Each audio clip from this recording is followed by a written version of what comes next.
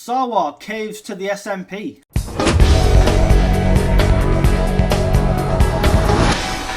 Do you know, Anas Sarwar is about as much use as Keir Starmer.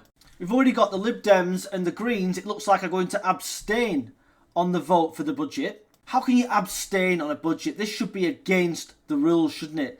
The most important vote you will take, and they're abstaining, the little cowards. Now, Sarwar has decided to abstain as well.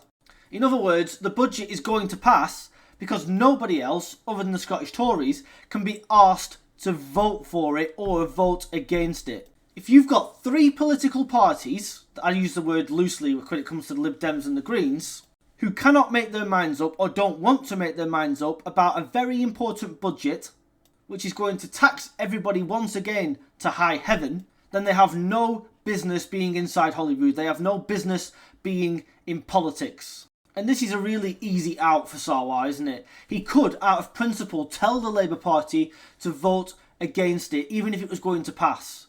But he doesn't want to risk a snap election because Labour have dropped 15 points since the election inside Scotland. And they have got no chance of taking control of Holyrood. So in his cop-out way, he's turned round on BBC Radio Scotland and said, we, at this current stage, will abstain from this budget because this budget is going to pass anyway.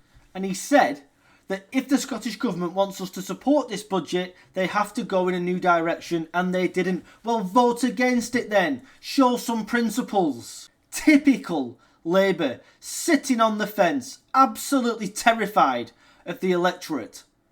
Sarwar and Starmer could have been separated at birth if it wasn't for their different skin colours. Two cowardly peas in one little pod.